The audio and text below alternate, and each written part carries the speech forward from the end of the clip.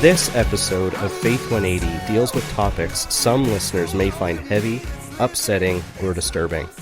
Listener discretion is advised. Welcome to Faith 180, the podcast, where faith and mental health collide. I'm one of your hosts, Jess Hazelton, and joining me through the invention known as the internet is Courtney. What's up, people? Faith 180, where you take your faith and you turn it around. That was amazing. You're welcome. What's up? How's it going? How's life? My life is pretty crazy. A lot of kids. And now I'm doing a podcast. Right? So I guess that's fun. Did you get a chance to watch the solar eclipse today? Oh, my heart. Anticlimactic at best. Right. Tucker informed us all that he did not know why that was. Yeah. Yeah. And it was like... Tried to explain a lot of science for one very minimal event that it was not going well. So, that's how that went. And it was like, it's not very dark out. Isn't it supposed to get darker? And then I had to explain that it was like not a total solar eclipse. So, and they played that song at school today. Oh my gosh. The You're So Vain song where it has that like snippet of like total eclipse from her heart. Yeah, something about you went up to Nova Scotia to see the total eclipse. Yeah. We didn't have one. No. So that was exciting news. Yeah. People are probably wondering what they're tuning into at this point. Yep, definitely. Where's Jordan? Where's Tom? Guess what? It doesn't matter. You have you, me, and Jess, and we're sitting here in our onesies, coming to you live from our bathroom, our own bathroom, because apparently everyone on the Faith 180 team is terrified of pooping in public, so there's that. It's true. And now you're stuck with us, so lucky you. Oh my goodness. But surprise! The big surprise is we are here.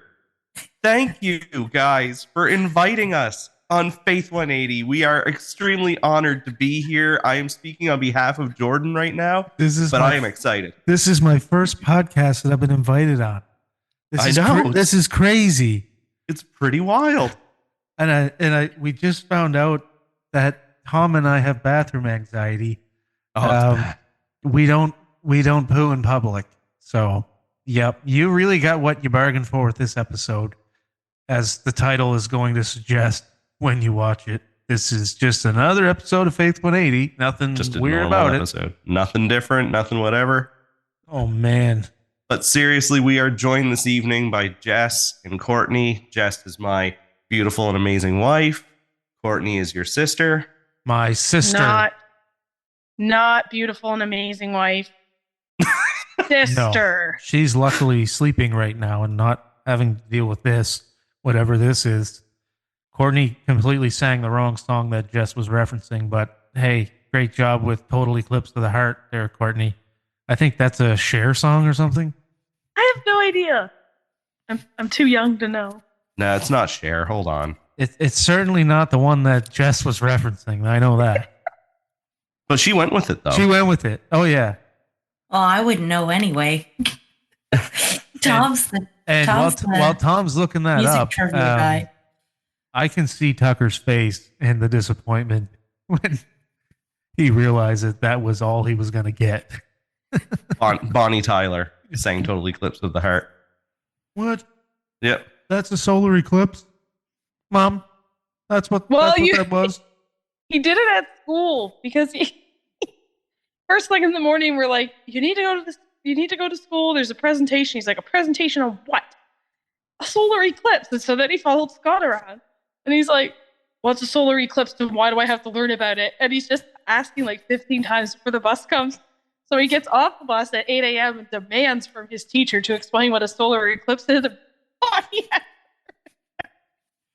I overheard. And find out that that's all it was. That's like waiting 4 hours for like a ride at Disney World, and the ride sucks. Yep. But I overheard a couple women this morning. They were waiting outside of RBC, waiting to go inside, and they were talking to themselves about their children and how their children were so scared for the eclipse today that they were trying to stay home from school because that's how terrified they were. Yeah. Wow. Well, there's that, I guess. I had some nice glasses, so I got to look up at it. They're pretty How was it? stylish. It was okay. I know one man that he works for my father. He was very excited. Yeah. I wish I was filming. He couldn't believe it. He actually, this is funny. I got out of the car and I said, "Do you want to look up at the moon?" And he said, "I've been looking for it all day and I can't find it in the sky." And I said, "It's because it's in front of the sun." And he goes, "What?" I said, "Yeah, it's in front of the sun." He goes, "No, it isn't." I said, "Put these on." He looked up and he couldn't believe it. He said some words that I can't repeat, but he was pretty excited. He goes, "Well, there it is. It's been up there the whole time." It's just there. He's like, "Yeah." Because he couldn't look up at it, so he had no idea. He thought the moon was somewhere else. I don't know what. Yeah. Well, with that, Jess, Courtney, thank you for taking time out of your evening to be with us here this evening. We greatly appreciate it. Yes. Thanks for coming on. This has kind of been in the works for a little while. Possible season 1 episode, and then life happened. We are actually ahead of the ball on season 2, which is great because we'll be able to keep the content coming. But in the meantime, this is kind of all about our, let's say, the beginning of what are our Faith 180s. Certainly a pinnacle moment, a turning point, let's say. I was brought into the ER by my sister. Thank the Lord for that. And I believe, Tom, you were brought to the hospital by Jess. Can confirm.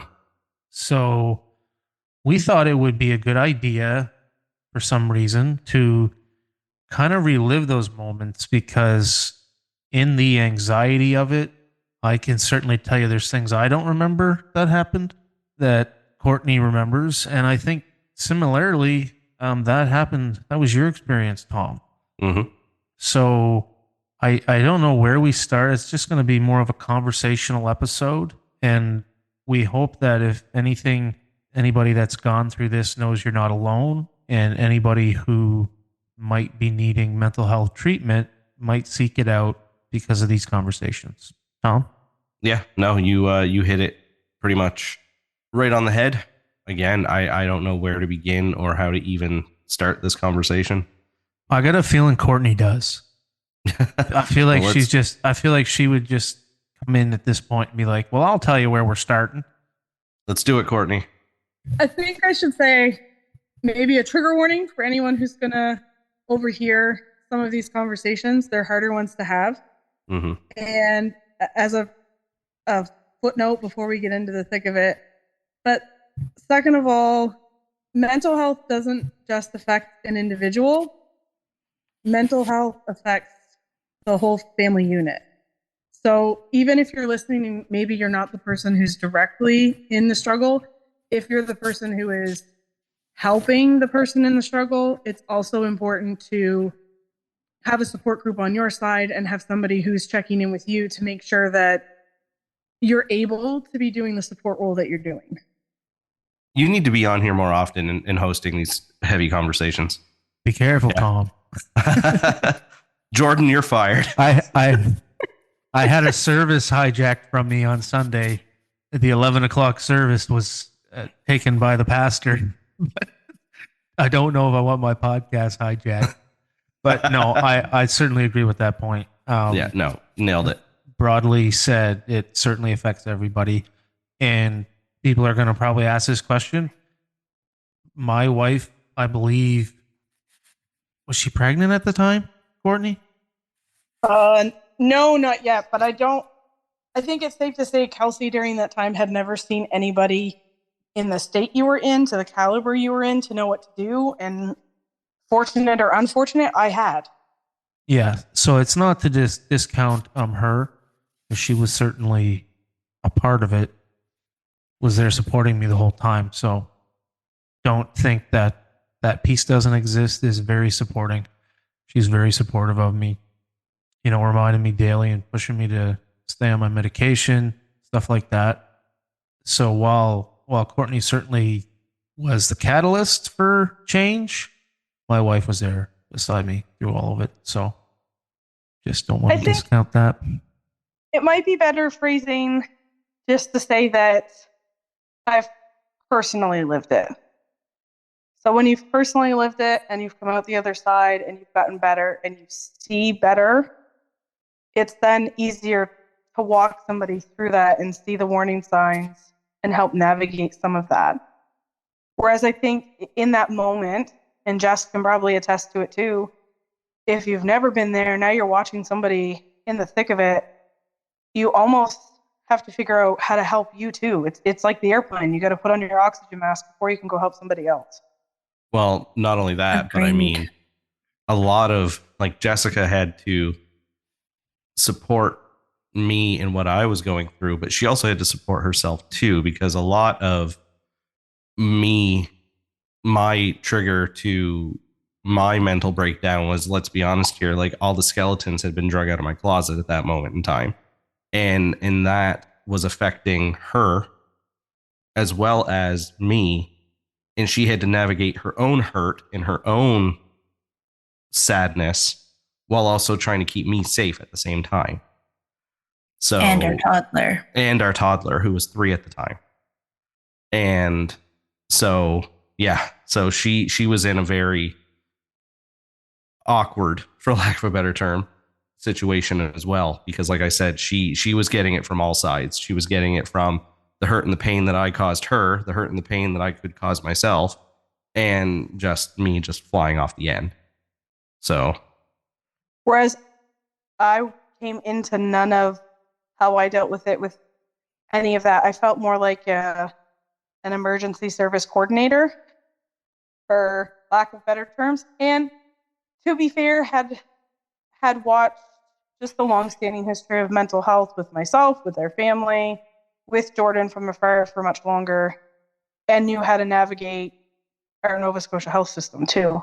So it felt more like a coordinator role than anything for me personally. The coordinator.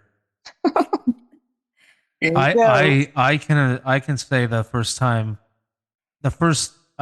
first serious time, because me and her had conversations in the past, and I at that point hadn't hit what I consider rock bottom. My first call to her, I was parked on a cliff down the road, and she literally talked me off of it.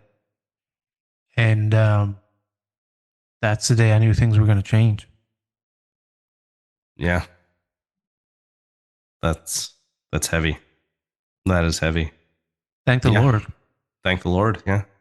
I know, not to devalue you. I feel we're going to be bouncing a lot back and forth here as we're going. But like I said, for me, the skeletons had been drug out of my closet. Everything had come to light, and I had a breakdown on a Sunday, and I just remember a lot of yelling, a lot of screaming at Jessica, at our toddler at the time. I know, Jessica, you had called my mom at one point in time, and she showed up, and just, yeah. And then Monday, I had stayed home from work, and that's when I tried to kill myself straight up, which I failed. And then Jessica came home from that experience and saw me sprawled out on the couch and was like, okay, yeah, you need to go to the hospital. And that was what got me there. But even still, it was a lot of coaxing. It was a lot of, no, I'm fine. No, I'm fine. No, I don't need to go. And yeah, when I got there, they admitted me for a week. And to be fair, I think admitting me for the week was the best thing that could have happened, not only for me because I was somewhere safe, but for Jessica to process everything that she had discovered and that she was now circumnavigating. Again, I don't want to speak for her, but yeah. Yeah, and I think this is a good point to say that's certainly the old us, and that to me now is clearly the enemy. winning and complete 180. Because you and I have discussed a lot about this. Yeah, this isn't about where we were. It's about where we're trying to get to every day. Right. Yeah. But yeah, certainly heavy moments. That's where it starts for me, just to be completely honest. And glad I made the phone call. Glad somebody could help me realize that it was the enemy that was winning. And yeah, for me, I'm glad that I'm still here. I'm glad that I had people in my life who had the strength to make me go into the hospital that day, because I know it wasn't easy for everybody else at all. Yeah, that's where things turn around. Go ahead, Courtney. I think on a support side, when an individual is to that place, watching somebody else go through that, you see there's this sort of distinct thing in their eyes. And I'm sure Jess can attest to it. It's almost like part of who they were, who you are, isn't home anymore. And that part of your brain isn't functioning in the best place. And it's a scary thing to see on a support side. And so I think if you're supporting someone in that place, one of the best things that you can do for them and for you is to really clearly set boundaries. That was one of the big things that I set with you. I don't know if you knew at the time that that's what was occurring to you, but that's what was occurring. I had rules and boundaries, and if you didn't follow them, there wasn't a path where I could continue in this, because it would have only drug me down too. And to see that, to know that, you just kept showing up and checking the boxes. I don't think I caught that. Yeah. Very, very, very clearly. You had to show up to your appointments. Like, it was I think at that point it was just I was fully committed to making a change. So I think that's important. You can say you're gonna change or like do different things and then keep doing the same thing, but I certainly felt like at that point I had to, it was either commit to making a change or who knows what. I don't even want to think about that. And I think I knew that. Like, as a support person, you're not going to convince anybody who isn't ready for a change. There's nothing you're going to do as a support person to force somebody else into a change. Which is why I think boundaries are important. This is my line, and I'm only going to go so far in this. So if you're not ready for this change, I can't keep participating in this very dark path with you. Agreed. I definitely, I lacked the ability to make boundaries until that terrible Sunday, Monday day. But as he was in the hospital for that week, I definitely laid out some solid boundaries. And it's taken me a very, very, very long time to learn how to set those boundaries and stick to them. But it's definitely helped. Yep. Well, not only that, having those boundaries in place, it's also the accountability aspect as well. And having those boundaries, it's easy to be accountable when you're no longer being a poop head. You know what I mean? And that kind of just paints a broad brush on everything. But it's like those boundaries don't even really feel like boundaries, or don't even really feel like any sort of hindrance when there's nothing to hide, if that makes sense. Yeah, and also everything to lose. Right. That's the other side of it too, because it's like, the second I even tiptoe on that boundary, everything's gone. Everything I've worked for is gone.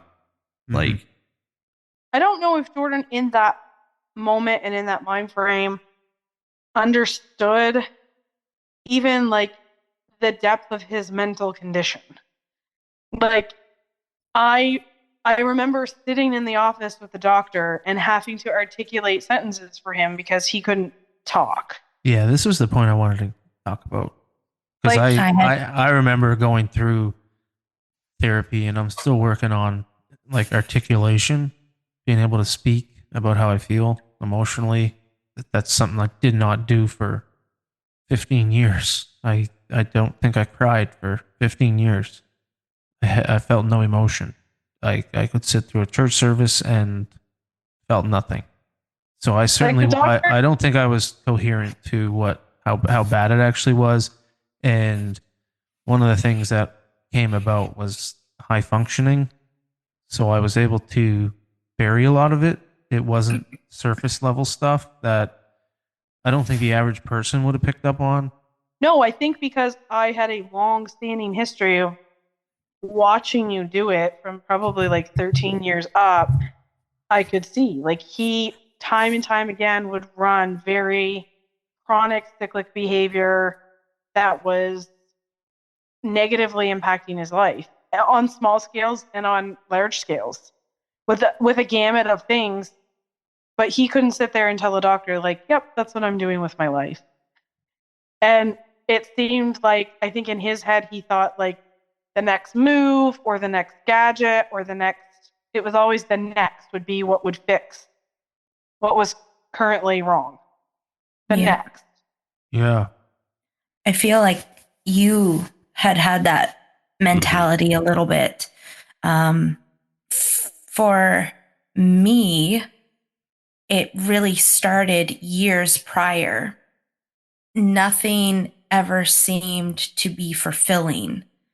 And it, like you said, Courtney, it was always on to the next thing. This, if I just get this, it'll fix everything. If I just do this, it'll fix everything. And all this time, I'm trying to push and be like, okay, well, the grass isn't always greener on the other side.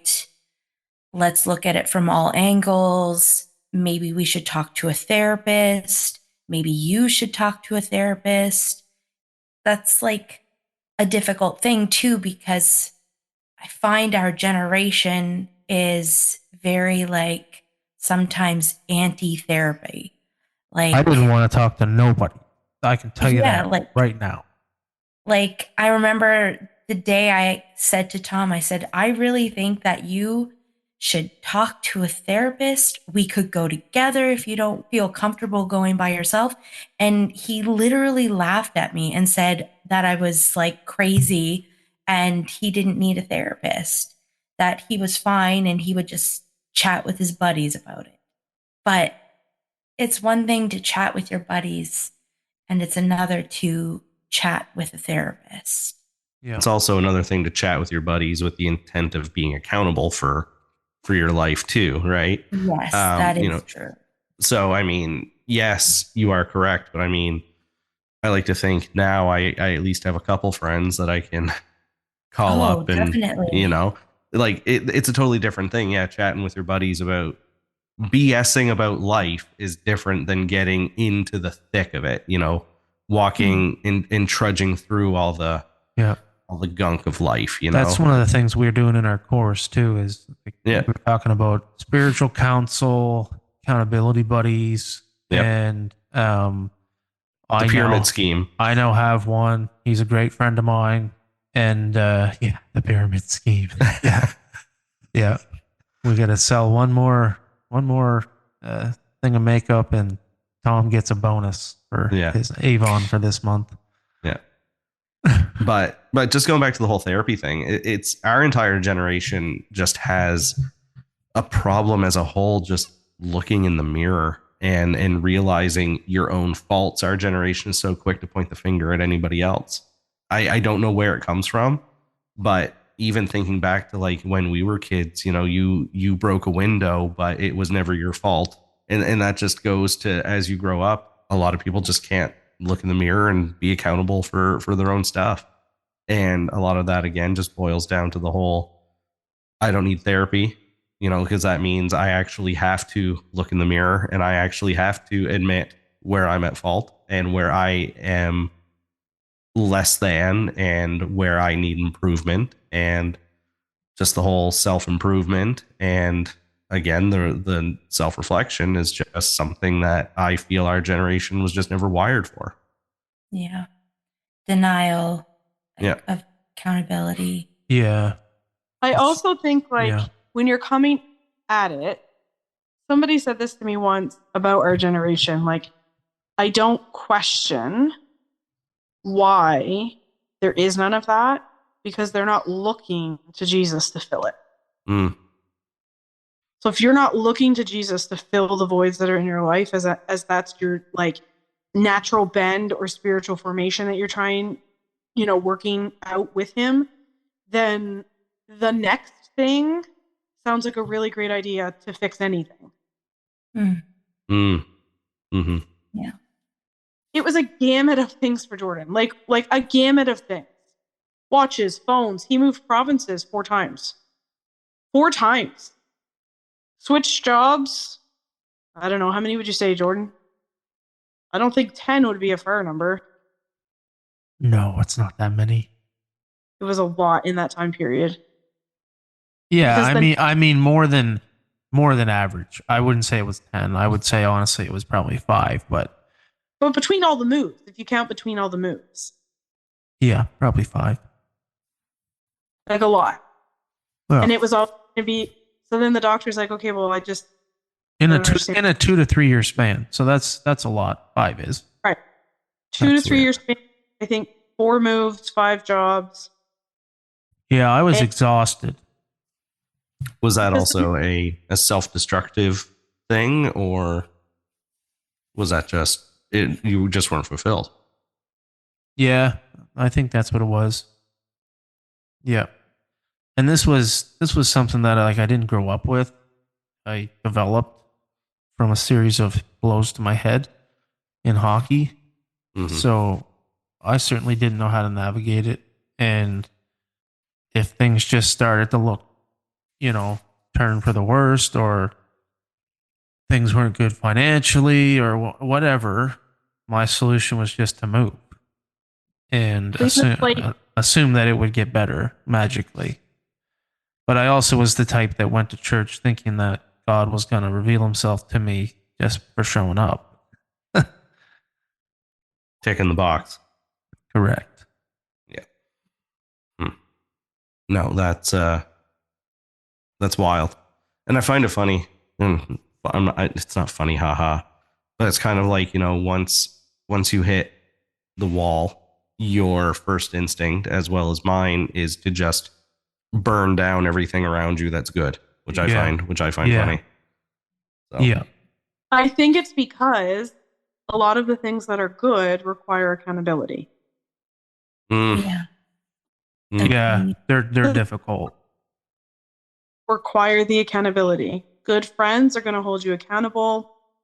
Good spouses are going to hold you accountable. Good jobs are going to hold you accountable. The accountability and the self-reflection to keep it good.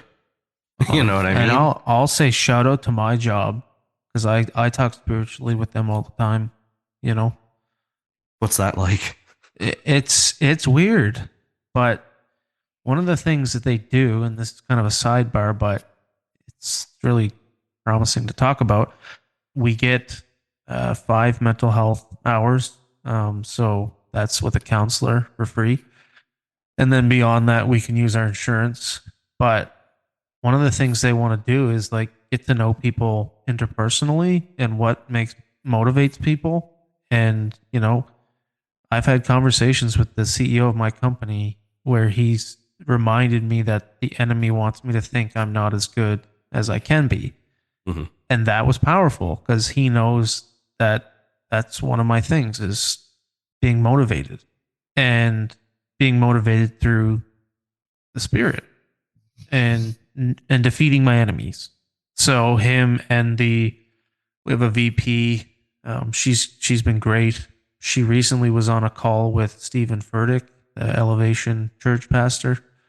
She won tickets to this pretty cool motivational thing. But my point being is, it's just incredible to be able to talk to owner of my company, our company, and not have to hide the fact that I'm Christian. And I know me and Tom are going to dive into that deeper on another episode, so we don't have to go down that rabbit hole. But That's awesome. having you have a that. having a workplace like that, I know everybody doesn't have that, but it's been phenomenal.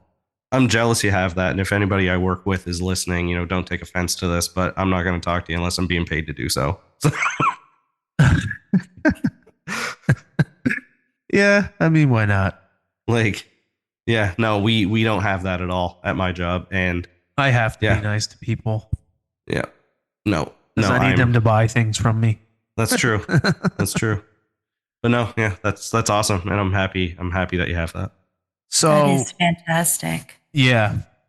I to be honest, the program they used found me a great counselor, and we had our sessions, and it was good. I dove into some stuff that I had never dug into before, and it was quite refreshing. So you're welcome for that sidebar. So yeah, we're basically, I think essentially the next big things that happened were community integration in the church and the impact that had. Courtney, any thoughts? Let's get to the good stuff. The happy stuff. No, I mean, that's what happened next. One of the rules I had was you had to show up at CR. I knew, and I don't think I didn't voice it to you. I voiced it mostly to Scott, that if you weren't serious and you weren't going to show up to CR, then I didn't, if you weren't going to actually show up to help yourself, I didn't see it fair that I continued to invest time and energy, because I was terrified for you, but I wasn't going to be the thing to make you choose a different path. And I knew that. I was as helpless as anybody else to make you choose something different. And so I just needed to see that. And you showed up to see her. Yeah, that was terrifying. I mean, for anybody listening, it's not a terrifying place. Very welcoming. I'll be honest, I probably went half a dozen times, but that was the catalyst for me entering actual counseling and therapy for the first time. So I was able to get a psychiatrist, a counselor.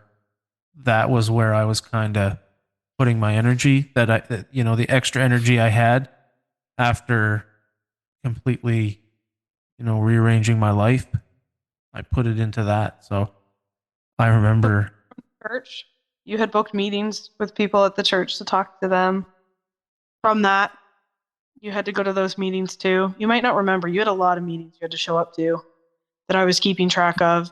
And you also... I don't remember. Yep. You had to show up to all your meetings. You had to do your medication as prescribed. And remember, that part of that was remembering to eat so you could take the medication as prescribed. There was a lot of things in that time frame that you were doing. That again, emergency coordinator, I was mostly managing. So making sure I was sending you messages to remind you to do the things, to show up to the places, and then following through to make sure that you were showing up to the places. You secretly had me in a 12-step program. You have no idea. No idea. It's a terrifying thing for it to be. This is the aha moment of the podcast. Yes. We've both been on a 12-step.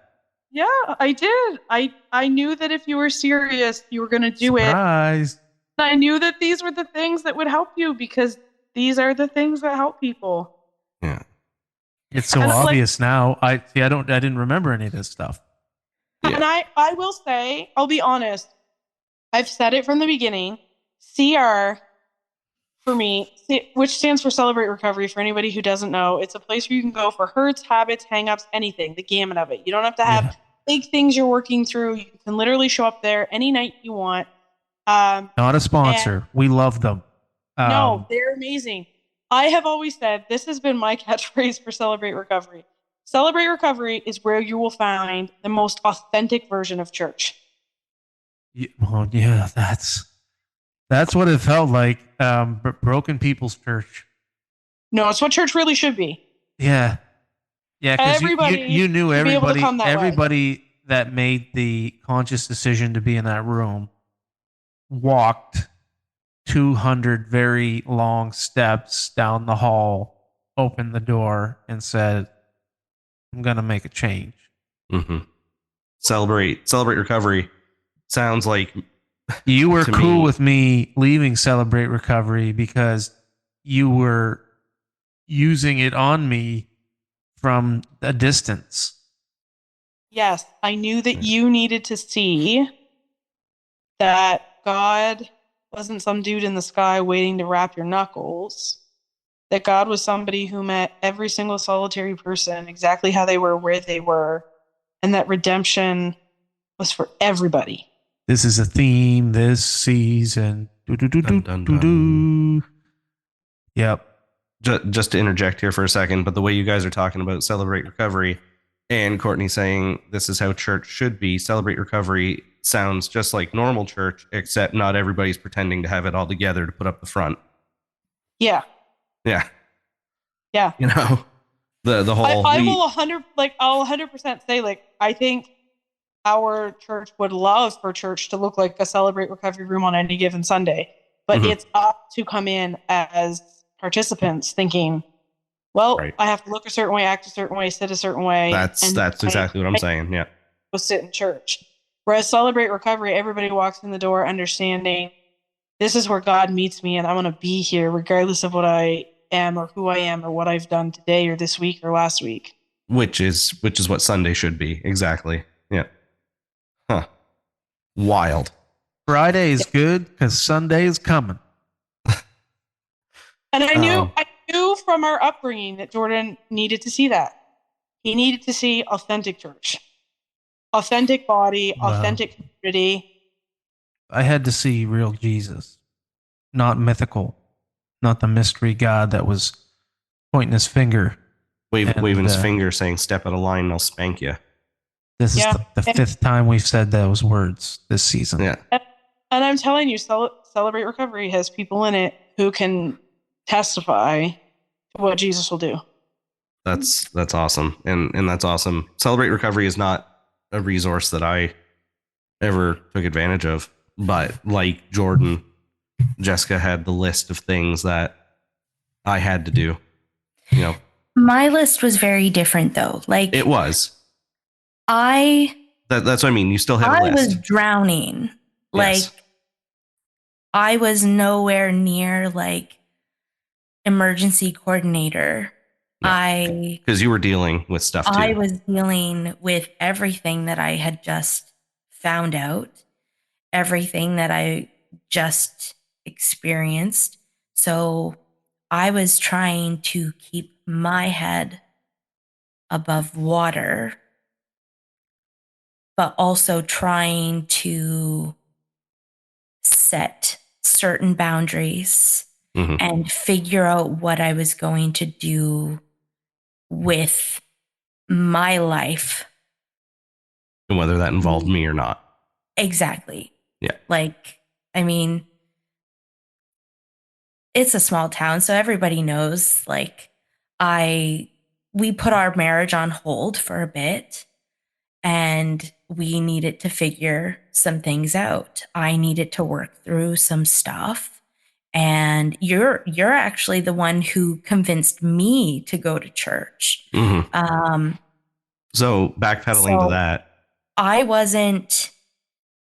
there for you, but I'm not the only person who was there for you. Your parents were a huge and immense help. Your brother and sister-in-law, I believe they're the ones who convinced you. Yeah, my brother did. Go to church. Yeah. So I can't really speak onto that, but I'll never forget the day that you texted me and called me and said, "Hey, I went to church," and you'll never guess what they spoke on. Like, which was stuff that you had been telling me for years. Yes. Yeah. And then we had seen each other for Thanksgiving, and I spoke to you then about it, I believe. Or maybe it was like a weekend after that at supper at your parents' house. And I could not only see a glimpse of change, but I could also feel it. But here I am still drowning in everything that I'm dealing with. So, And not knowing if the change is genuine or just trying to yeah. convince you otherwise. Yeah. Yeah. So you came to church with me. I think I had been going for a month and a half, Yeah. 2 months at that it was a moment in couple time. weeks. Yeah. A few Probably weeks. well, we'll say a month and a Month or- half. Month and a yeah. half, yeah. And I remember you came, which was awesome.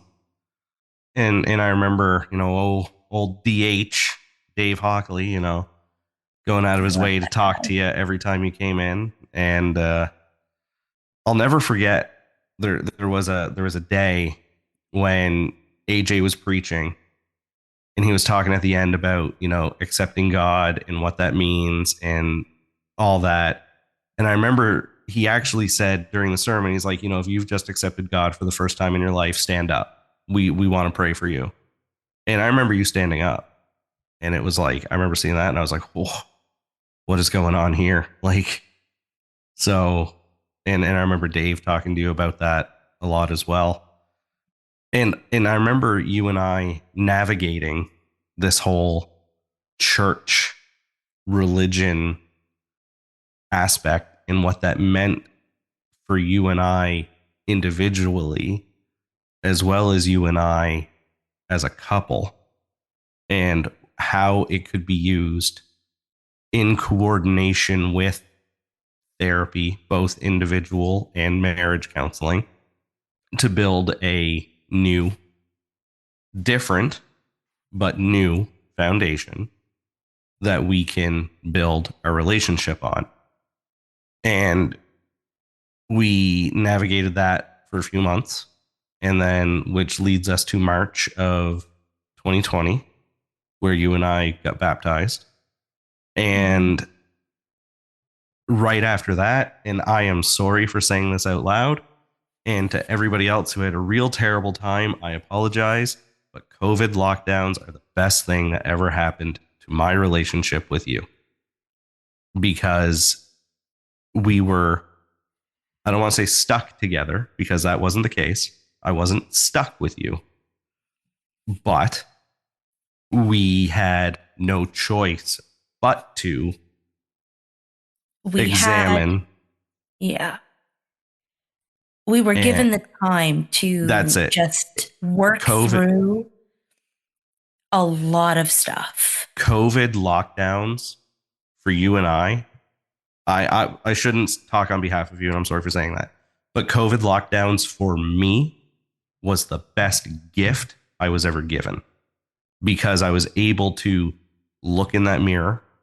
I was able to look in the mirror with you and admit all of my faults and shortcomings and work on and improving us. Mm. And but while also working on and improving each other separately. Yes, and that was a huge thing, because I don't know, I just feel like, I don't know if any other moms feel that way, but I find like after you have a baby, like your life is just all encompassing of this one child. And like, I felt so lost. Like I was just mom and wife. I wasn't Jess anymore. Mm-hmm. And for COVID to happen and everything that did happen prior to COVID, it was really nice to have that time, because I was laid off.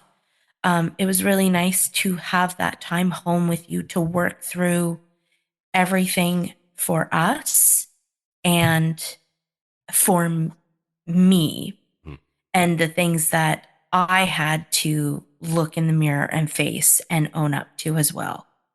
COVID felt like a gift for me too. Mm-hmm. And COVID was also not to, I don't know if this leads into us segueing into how we started integrating ourselves into the church, but COVID was. Oh, I thought we were there 20 minutes ago. Oh, so, no, like how we got to serving, I should say. No, just kidding. Yeah. COVID was when I first started taking those steps into participating and being an active member in the church. Because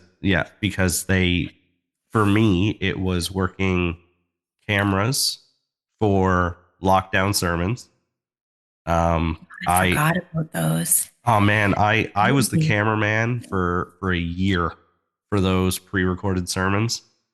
And then after that, after getting to know a bunch of people in the church, you're that guy? I was that guy for a year. Yeah. That's unbelievable. And then and we're on a podcast? Yeah.